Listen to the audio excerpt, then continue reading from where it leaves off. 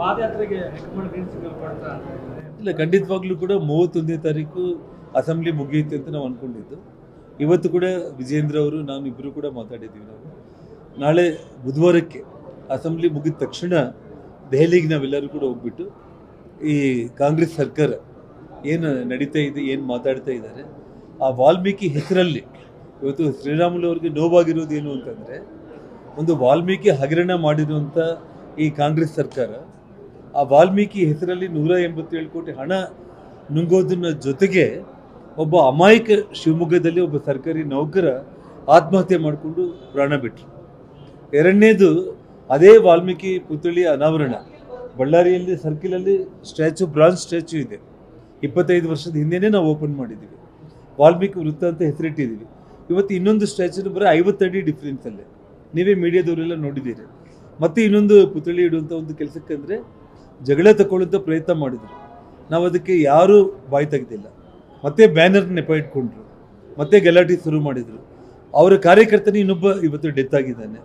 ನಮ್ಮ ಮನೆ ಮೇಲೆ ಬ್ಯಾನರ್ ಗಲಾಟೆ ಇಟ್ಕೊಂಡು ದಾಳಿ ಮಾಡಿದ್ರು. ಅಂದರೆ ವಾಲ್ಮೀಕಿ ಹೆಸರನ್ನು ದುರುಪಯೋಗ ಮಾಡಿಕೊಂಡು ಇಡೀ ಕರ್ನಾಟಕದಲ್ಲಿ ಇನ್ನೆಷ್ಟು ಮಂದಿ ಪ್ರಾಣ ನೀವು ತೆಗಿತೀರಿ ಅನ್ನುವಂಥ ವಿಚಾರದಲ್ಲಿ ಇವತ್ತು ಶ್ರೀರಾಮುಲು ಅವರು ಧ್ವನಿ ಎತ್ತಿ ಅವರು ಪಾದಯಾತ್ರೆ ಮಾಡುವಂಥ ಒಂದು ವಿಚಾರದಲ್ಲಿ ಪಕ್ಷದ ರಾಜ್ಯದ ನಾಯಕರು ಎಲ್ಲರೂ ಕೂಡ ಒಪ್ಪಿಗೆ ಸೂಚಿಸಿ ಕೋರ್ ಕಮಿಟಿಯಿಂದ ಇವತ್ತು ದೆಹಲಿಗೆ ಕಳಿಸಿದ್ದಾರೆ.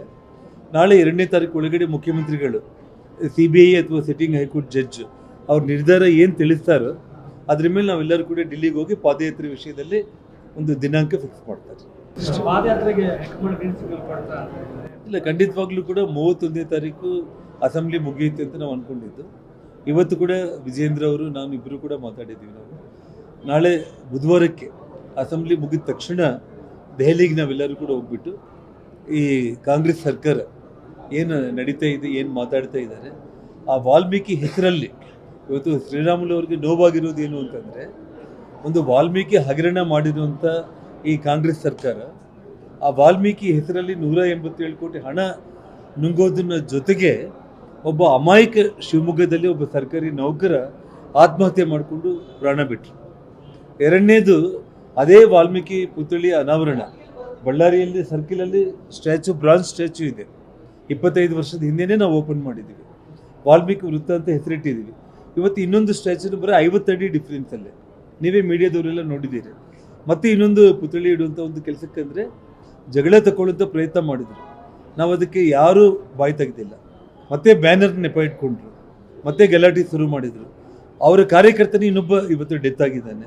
ನಮ್ಮ ಮನೆ ಮೇಲೆ ಬ್ಯಾನರ್ ಗಲಾಟೆ ಇಟ್ಕೊಂಡು ದಾಳಿ ಮಾಡಿದರು. ಅಂದರೆ ವಾಲ್ಮೀಕಿ ಹೆಸರನ್ನು ದುರುಪಯೋಗ ಮಾಡಿಕೊಂಡು ಇಡೀ ಕರ್ನಾಟಕದಲ್ಲಿ ಇನ್ನೆಷ್ಟು ಮಂದಿ ಪ್ರಾಣ ನೀವು ತೆಗಿತೀರಿ ಅನ್ನುವಂಥ ವಿಚಾರದಲ್ಲಿ ಇವತ್ತು ಶ್ರೀರಾಮುಲು ಅವರು ಧ್ವನಿ ಎತ್ತಿ ಅವರು ಪಾದಯಾತ್ರೆ ಮಾಡುವಂಥ ಒಂದು ವಿಚಾರದಲ್ಲಿ ಪಕ್ಷದ ರಾಜ್ಯದ ನಾಯಕರು ಎಲ್ಲರೂ ಕೂಡ ಒಪ್ಪಿಗೆ ಸೂಚಿಸಿ ಕೋರ್ ಕಮಿಟಿಯಿಂದ ಇವತ್ತು ದೆಹಲಿಗೆ ಕಳಿಸಿದ್ದಾರೆ. ನಾಳೆ 2ನೇ ತಾರೀಕು ಒಳಗಡೆ ಮುಖ್ಯಮಂತ್ರಿಗಳು CBI ಅಥವಾ ಸಿಟ್ಟಿಂಗ್ ಹೈಕೋರ್ಟ್ ಜಡ್ಜ್ ಅವ್ರ ನಿರ್ಧಾರ ಏನು ತಿಳಿಸ್ತಾರೋ ಅದ್ರ ಮೇಲೆ ನಾವೆಲ್ಲರೂ ಕೂಡ ಡೆಲ್ಲಿಗೆ ಹೋಗಿ ಪಾದಯಾತ್ರೆ ವಿಷಯದಲ್ಲಿ ಒಂದು ದಿನಾಂಕ ಫಿಕ್ಸ್ ಮಾಡ್ತಾರೆ.